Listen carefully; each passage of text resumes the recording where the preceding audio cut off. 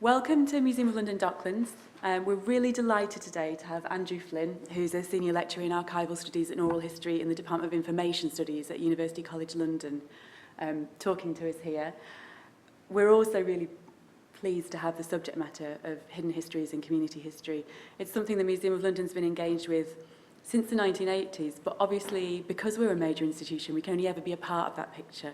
And sometimes the community history and hidden history is reacting against us. So we know we have a complex role in this area. Museum of London Docklands, where we are today, it very much came out of community history roots. We have a fabulous collection of port and river histories. Those are oral history interviews with dockers and people who worked in the associated industries around the docks. And the idea for this place very much came out of a community drive to need to recognise the docks before they went, to record them, to salvage the importance of that history. So we feel it very strongly here, but we know that as a major institution, we can't ever be the whole picture in terms of community history. So I'm really interested and really delighted to have Andrew Flinn here today, and I hope you enjoy it.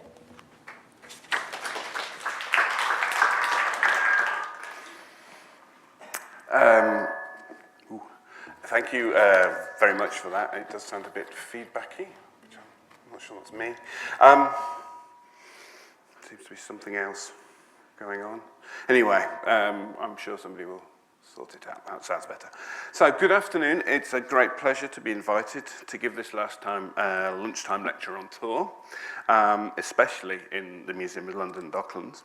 Much of my talk will examine the historic and ongoing challenges that orthodox and dominant narratives have often found expression in museums, and my talk will often will focus on some of the sort of challenges to those narratives that often excluded many citizens of this city on the basis of, say, their class or their race, their faith, their gender, or their sexual orientation. However, I do think, as we were just chatting before, it's really important to acknowledge that institutionally and individually, some of our museums and those working in them have also made great strides in seeking to tell those previously excluded stories. And in many ways, the Museum of London and the Museum of London Docklands have been at the forefront of those developments, and we should recognise that before we go on.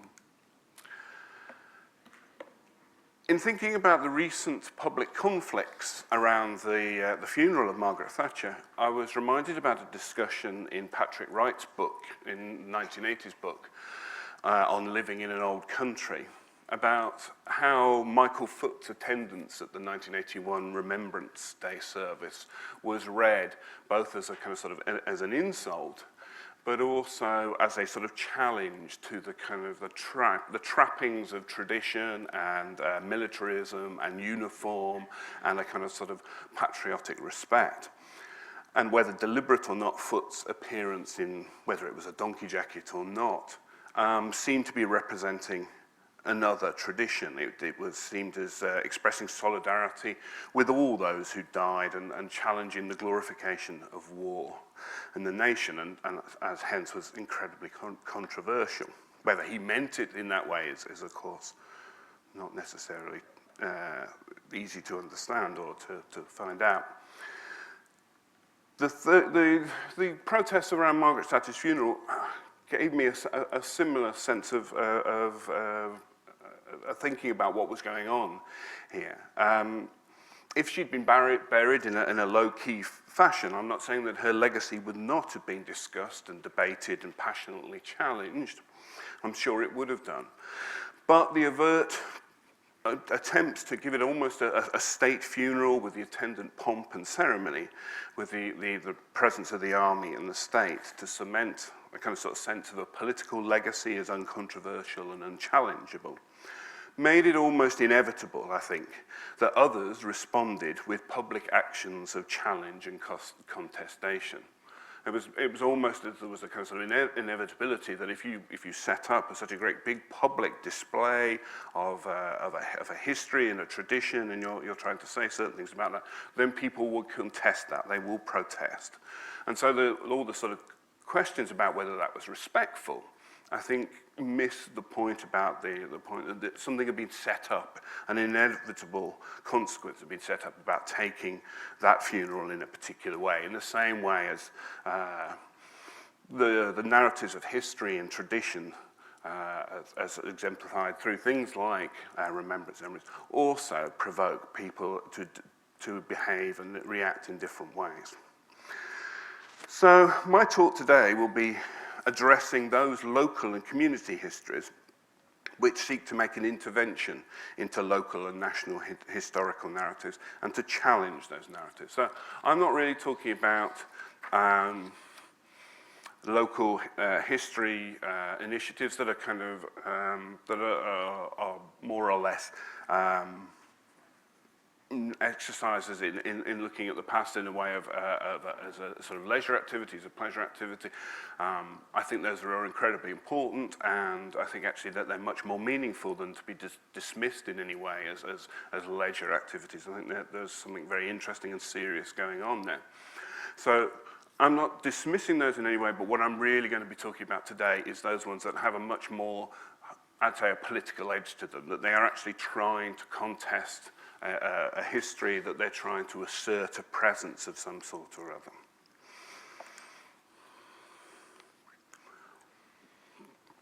Local history activity in London and the UK is very widespread and has a long and honourable tradition. Certainly historical activities, local historical activities, in an organised fashion have been going back since the 16th or 17th century. And much of the early focus was on sort of topography and maps, and hence I put a picture up of a map from the 16th century. The real explosion, however, was in the 19th century, when local history and antiquity societies sprang up all across London and the UK. For instance, the London and Middlesex Archaeological Society was formed in 1855. The London Typographical Society was formed in 1880. Typically, these local historical activities were the preserve of what we might think of as local elites, including the church, the clergy and the church.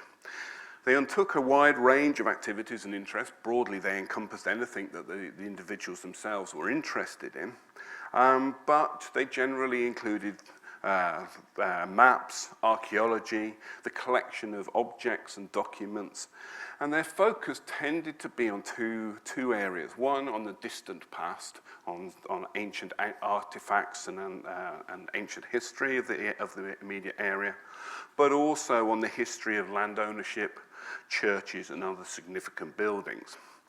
And this kind of tradition heavily influenced the early editions of the Victorian histories of the counties of England that many of you may have come across. The red doesn't really work on these slides, I'm afraid. A new local history, however, and what we might call community history, emerged in the 20th century, particularly after the Second World War. Often linked to the work of the Workers' Education Association and adult education classes being run out of university extramural departments. The numbers of local history groups and those involved in local history research grew significantly after 1945 and became increasingly popular with all sections of society.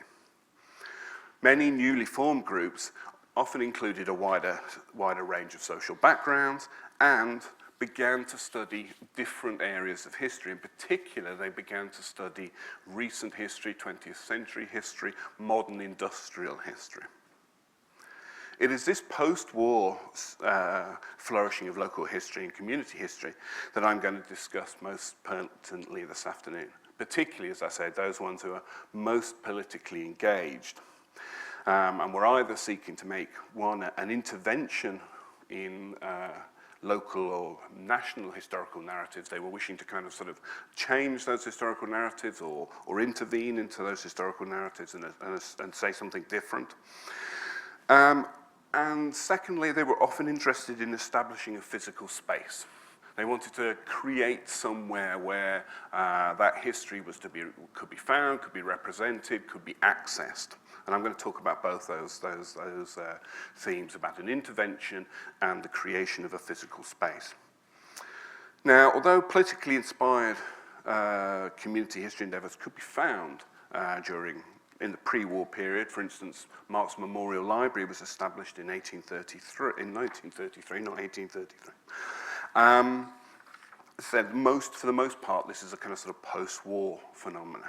Particularly, you find from the 1950s onwards, as Western societies were challenged by sort of equality and civil rights movements, and the influence of historians associated with the left, particularly the Communist Party and the New Left, meant we saw an emergence of a new range of historical subjects, such as new social history, labour and working class history, women's history, gay history, black history. And these, along with the emergence of oral history, encouraged an approach to historical research and dissemination in both universities and outside amongst local researchers, which could be best termed as either history from below or later as identity histories. In some cases, these new studies were at a national level, but in fact, the logic of such history from below studies often suggested a local focus as the best way to understand and capture those previously hidden lives. In particular, oral history, and oral history is an absolutely crucial component of most of these local and community history initiatives. Oral history lent itself to a local and regional approach about collecting stories of people from within a particular community or area to better understand that community. Now, these three quotations, if they weren't readied out by the speaker, would introduce, I think, to three key elements of these histories. I'm not saying that everything about community histories is located within these quotes, but they do represent three key areas. So firstly, we have Paul Thompson, who's the one on the far left, a long quote from a book called The Voice of the Past, a very sort of important and classic book about oral history, in which what he's suggesting is that the adoption of new sources, particularly oral history, transforms history itself, transforms what history is about, transforms the writing of history, and talks about a sort of ultimate democratization of history. So oral history, for Thompson, was allowing a complete transformation of the way history was written and what its subject matter was. The next quote is from the website of the Waltham Forest Oral History Workshop, which represents a particular kind of strand within community histories in terms of the sense in which the voice, the experience of individual people was important and in of itself was something significant that elsewhere might not be captured, might not be a part of the historical process or of the historical record, and that by capturing and being willing to be recorded and to be interviewed, you were participating in a process by which you could become part of the historical record. And finally, in a quote from Stuart Hall at the bottom there, which is already I've already sort of addressed this as the kind of issue that this is seen as being a process in which you are making an intervention, which you are becoming a part of an area which is already contested. That is something, that this isn't an unchallenged area, that you are making you're doing history in order to challenge some existing stories or narratives that are out there. Oral history, as I said, I think is really crucial in all this, and not least because as an approach to collecting understanding about local history, about local communities, it's a really easy and direct approach, but it also foregrounds the voice in its orality. Although many of us access oral history through the transcript, if we think about the voice and if we think about the orality of oral history, what we find is a very immediate access to notions of things about class, and of course about gender, and perhaps even about race and nationality. Because once you hear the voice, there are all sorts of sort of connotations that go with that voice that you immediately pick up, which are perhaps easier to hide and to marginalize when you're only looking at text. So people when they speak in their own voices also tell us all sorts of things about who they are and what their backgrounds are just by speaking. So oral history makes all those kinds of issues much harder to ignore and dismiss.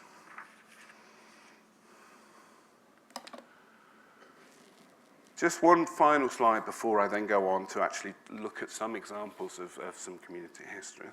One important part of the first flourishing of the oral history movement and the community history movement was the sense in which there was a collaboration between historians in universities and historians outside. And whether we call historians in universities academic historians or professional historians and non-professional or amateur, there's all sorts of kind of connotations in these words. But the period of the 1960s, 70s and 80s saw a period in time where there was lots of attempts to collaborate with local history groups and to bring together academics and local history researchers in order to produce histories that were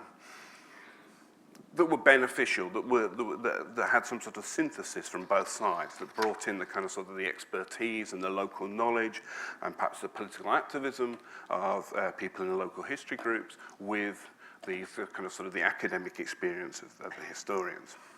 And some of this found its I suppose its most famous forum or appearance in the history workshop movement.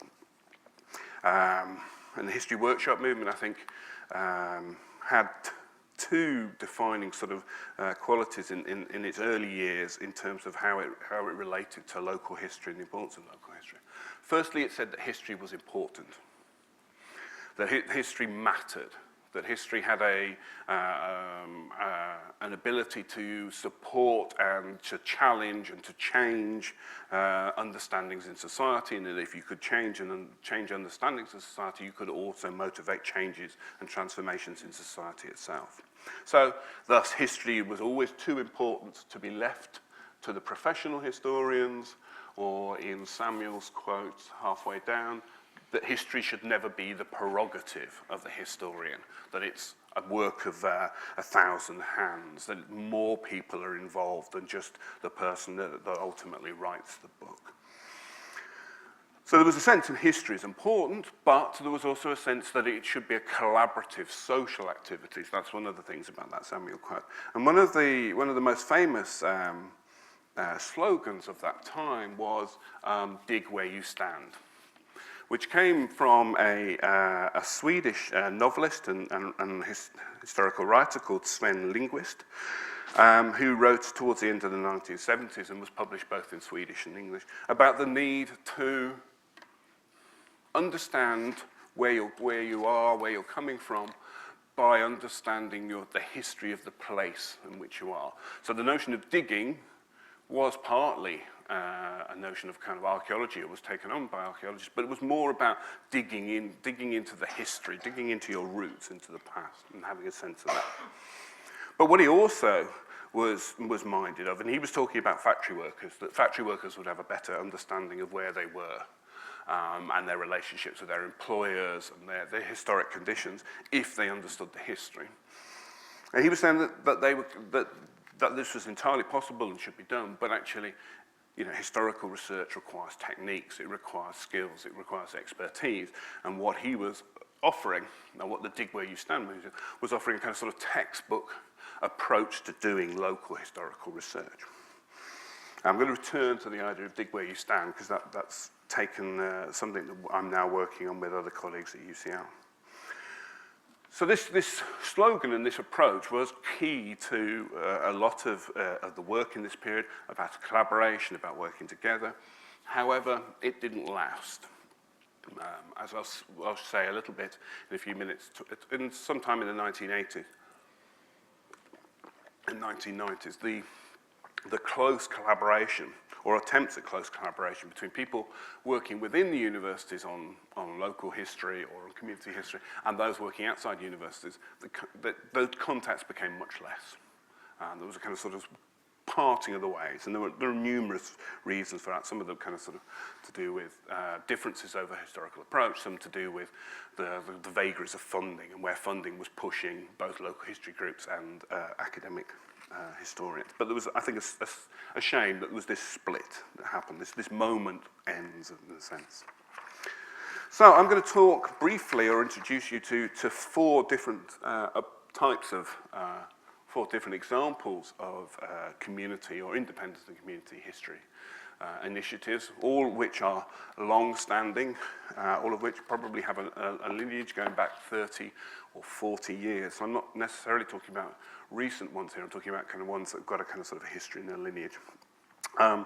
And I'm going to talk, they give different examples of things. So I'm going to talk about one that shows how the use of history is a kind of sort of usable tool. One that's talking about kind of sort of protection and remembrance during a period of change. A third one, which is about creating places both of safety, safe spaces, but also of kind of affirmation of presence. And finally, one that's sort of talking about challenging absence. And they're all, to a certain extent, local examples. So you will have undoubtedly heard, visited, seen these places. This one actually is a place that has a movable institution. So this is the People's History Museum as is now in Manchester, but was the National Museum of Labour History in Limehouse, and the drawing is the Limehouse Museum. The picture, the top right picture is the museum, which is the version of it that I worked at for 10 years in Manchester. And then the bottom are its new premises, not far away from the building up there.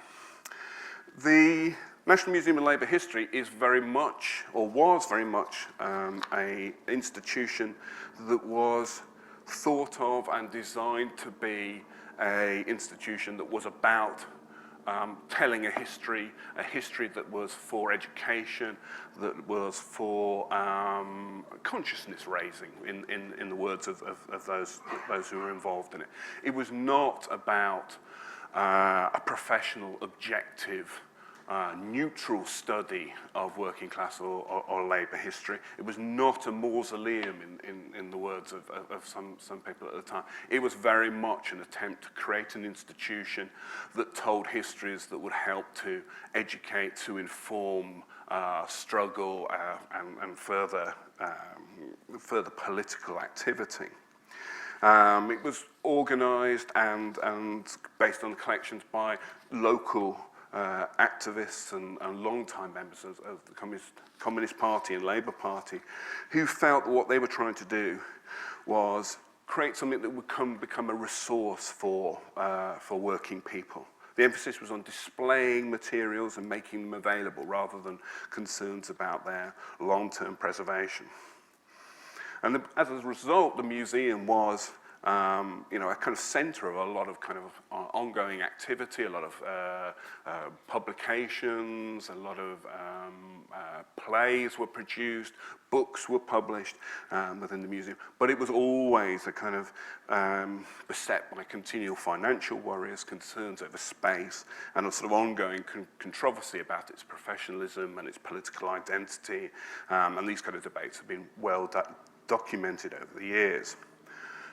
The result was, in the mid-80s, that after being open in Limehouse since the mid-70s, in the mid-80s, a change in the political in the politics of Tower Hamlets, and the Liberals assuming control of Tower Hamlets Council at that time, meant that Limehouse closed down, the museum closed down, and it moved up into Manchester. And it became a much more professionally organised and focused museum at that point. And a lot of the kind of sort of debates about whether it could still be seen as this kind of independent, community-based organisation with a thrust towards political education, continue in a sense to this day, but were very much a feature of the sort of all the 10 years that I worked there from 1990 to 2000. Now the museum, I would say, is not at all really about labour, or really even working class struggle.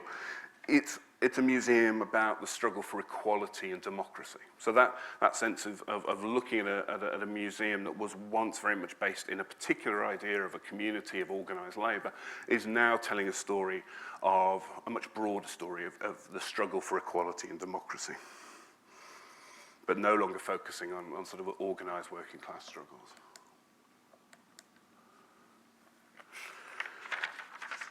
Less than 1 mile away from here is the, or I think it still is independent, I was trying to check on that, is the Island History Trust, which for 30 years or more was collecting materials relating to this area, in fact, the Isle of Dogs.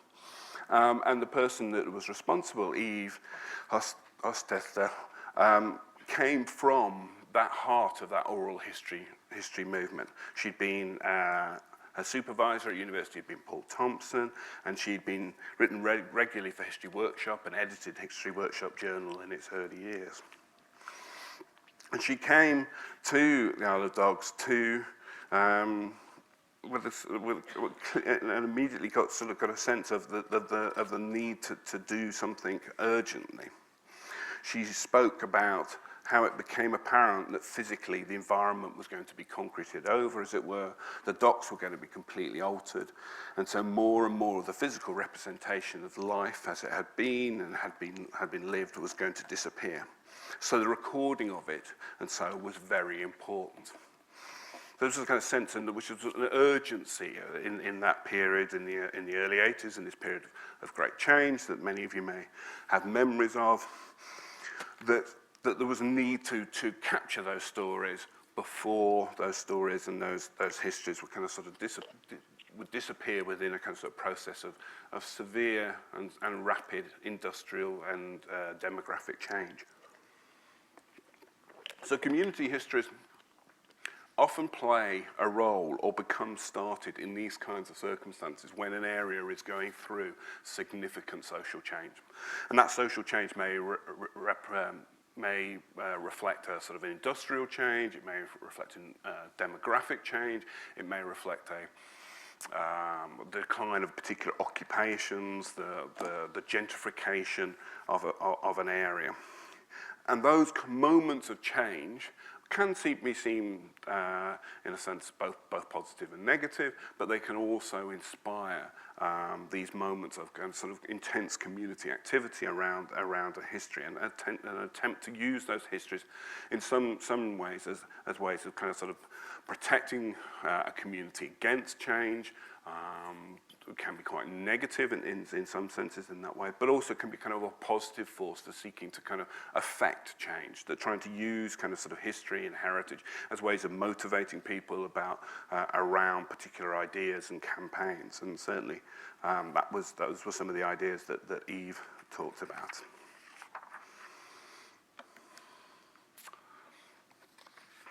Now, you'll guess that as I'm giving quite kind of sort of quick overviews of these different institutions, there's a lot more that could be said of the different kind of perspectives, but I'm just taking one element with each of these. So in the case of the Black Cultural Archives in Brixton, the idea I want to express here is the idea of the creation of a space. The creation of a place which both kind of acts as sometimes in the language it's called a safe space, a space in which people can interact, where kind of away from a world that might be otherwise sometimes kind of antagonistic or hostile, but also an element of creating a monument to presence, something that they cannot be denied, that can't be easily shrugged off or ignored. So I think you get both of these elements in the history of the Black Cultural Archives, both as this creation of a place where people could meet, where they could talk, where they could organise. Stephen Small wrote in the late 1990s about the importance of such places in the Black community, when he wrote that schools, cultural centres, bookshops, museums. These are safe spaces in which we can decide our priorities and work towards them without hindrance by those hostile to our goals, or even from those with good intentions who don't share our priorities. So that's one aspect of this sort of creation of a place, the space, as this safe space. But there's also a sense in which the physicality of it can also be a hugely symbolic importance in representing the presence of the community and its history. So Len Garrison, who's one of the core founding figures of the Black Cultural Archives, returned from New York in the early 1980s, having visited an institution called the Schomburg Center for Research in Black Culture, determined to found Britain's own permanent monument to the heritage of people of African and Caribbean descent. And the word monument appears several times in his poetry, and is also as part of the charity, the overall charity that supports the Black Cultural Archives, the African People's Historical Monument Foundation. And 30 years on, the BCA, from that kind of sort of moment of inception, the BCA is nearing that sort of moment where they will open a large-scale permanent archive and museum centre, costing over £6 million and representing a physical monument to the now undeniable, therefore, contribution of peoples of African and Caribbean descent to London and Britain's history. And that one of the workers in the archive expressed, I think, it quite well, the kind of sort of importance of this when she said, "The building is a monument, and I know it sounds quite sort of staid, and you sort of think about this big monolith. But I tend to think that that idea very much in the way of I think of an archive being bigger than just pieces of paper in a box. The building will be a monument, and the act of participating in the activity in the building is an act of remembrance and an act of reverence, really. So there's a sense of remembrance, of reverence, of something physical being undeniable in terms of the presence there." So my final brief example is Eastside Community Heritage, and particularly their Popup People's Museum and Gallery of Newham, which existed on Stratford High Street last summer during the Olympics. Eastside were established in the early 1990s, so again have a kind of sort of heritage going back now 20 years. And their story goes back to a kind of sort of being motivated by conflict over, kind of the representation of history generally, but particularly of working class history and working class heritage in Newham at that particular time. And so that they were formed in this kind of way of a sense of trying to respond to what they perceived to be a kind of sort of an absence and a closing down. And in the last sort of 20 years or so, they've been collecting oral histories which seek to go beyond the kind of sort of stereotypes of the East End, and to kind of sort of dig into kind of sort of diversity and the sort of histories of the area, and broadening it out beyond Newham and to cover the whole of East London. The pop-up museum was quite interesting in that it took a shop front, I think at the Labour Party offices, I think on Stratford High Street, and for 3 months just had a kind of very small museum of displays about the local history of that period. Don't think it was in a position to get many visitors from the Olympic site, because you were herded in and herded out, but apparently got quite a good local turnover, and people being really kind of engaged and excited with having their history on their doorstep and being represented. And there's a sense, again, this challenge to an absence and of telling a story.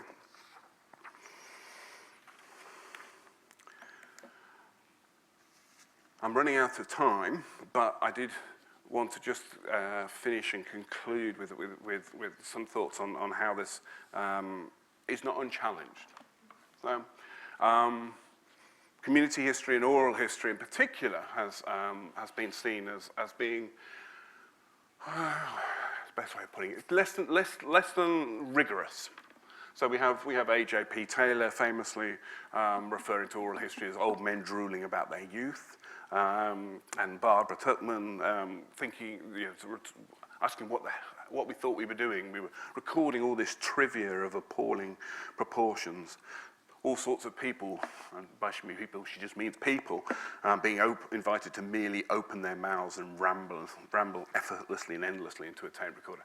So the criticisms were quite vehement about the kind of lack of what's being recorded, what's the rigor of it. And these criticisms didn't only come from kind of sort of traditional historians, they also came from the left as well. So from within the history workshop movement, there were some people who felt that this kind of sort of, this notion, which I talked about right at the beginning, about the importance of every voice, about recording everybody's stories, about community histories being kind of sort of, autobiographical. This is the bottom quote from Jerry Wright, where he talks about this kind of autobiographical mode, was a point of a great deal of kind of sort of conflict, and one of those issues which I said earlier, sort of in a sense promoted the kind of the separating, and I think the rather sad separating. This wasn't the only reason. There were reasons about university funding and public funding that also kind of pushed these two groups apart.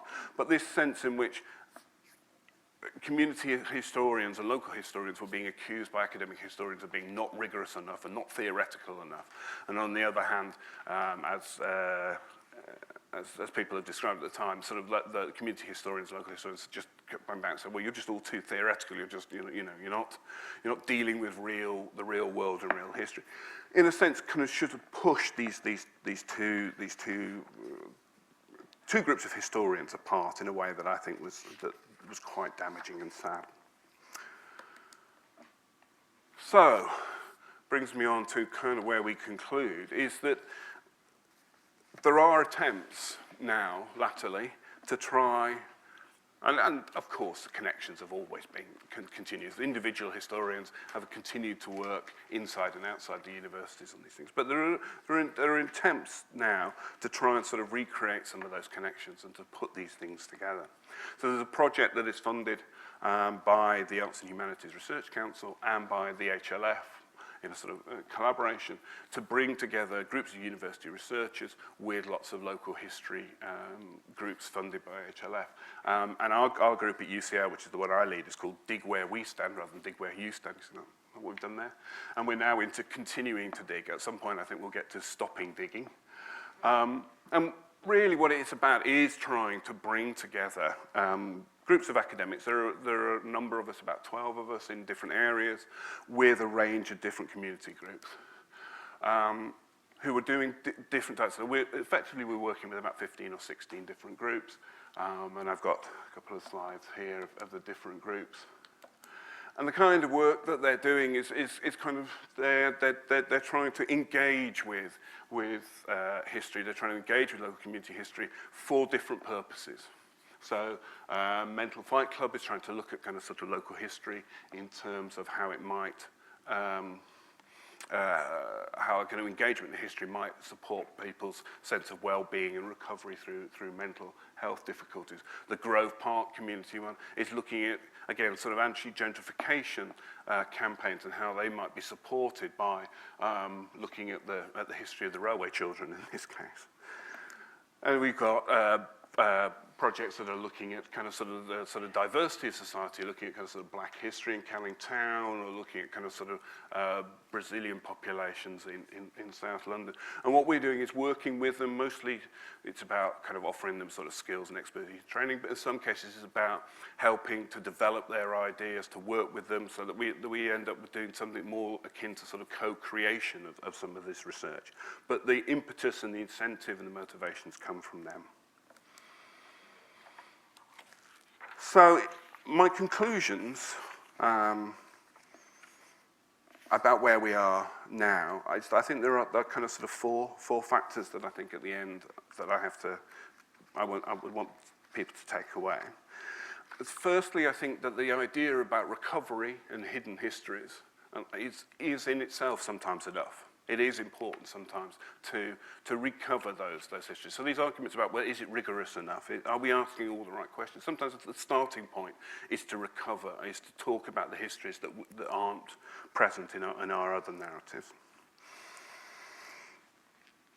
Secondly, we shouldn't presume that local history activities lack rigor. They often don't. They're often extremely skilled and expert people are involved in it. People who might have had all sorts of other different experiences, who might work in libraries and museums, might work in archives, that have all sorts of expertise that they bring to this material. So the idea that something is lacking rigor or bad history because it's outside the university is one that I reject as well. There is question, I think, about what the impact of the whole of this sector basically being funded by the HLF. Without HLF funding, I don't know how these things specifically sustain themselves. And there is questions that I'm asking people, because I'm doing a whole sort of research project at the moment on kind of sort of labour and working class libraries and museums, is to what extent the HLF funding it acts in contradiction to some of their more radical aims, and that's an interesting question. And finally, I think there is a place for trying to restart this area of collaboration, about trying to break down the walls between universities and those who are working in historical activities outside, those who are working in any kind of activity, intellectual knowledge production activity outside the university, trying to sort of lower the barriers to collaboration and cooperation.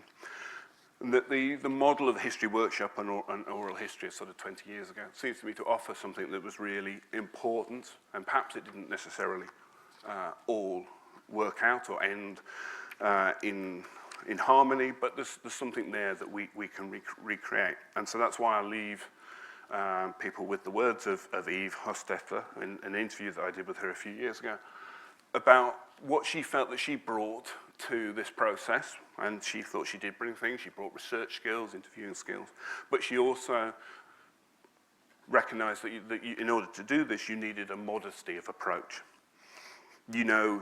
A sort of, you tell us what happened here, a listening, a total respect for people, whoever they were and whatever they had to say. Paying attention to their ideas about what we might do or where we might go from there here, it's quite complex, isn't it? But it's that kind of thing. It's an awareness, it's a listening. You absolutely have to be, I would say, fundamentally sympathetic to the community you plan to become a part of. Thank you.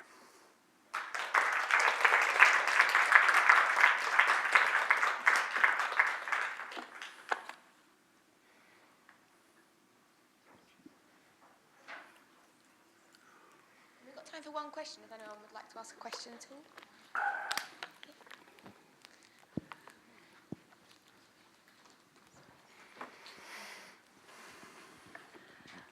I've got two questions. Okay. The first is, how did you identify and collaborate with the projects you've just mentioned at the end? Did they already exist, or did they come into being from prompting from the university? Which way round was it? They already existed. They certainly didn't come in from prompting from the university. So they're all groups. The way this project works is that there are groups with HLF funding, and then the HLF particular stream of funding, it was called All Our Stories, then they're put in touch with us, and if they are interested in working, and then we had some conversations, then if they thought there was something that was a benefit to them, then we'd set up the partnership with them. But they were established first, and their projects were established and funded by the HLF first, and then, so that makes it quite difficult in some ways, because the projects are already kind of still ongoing. But it's very much the impetus is very much from the community groups rather than from us.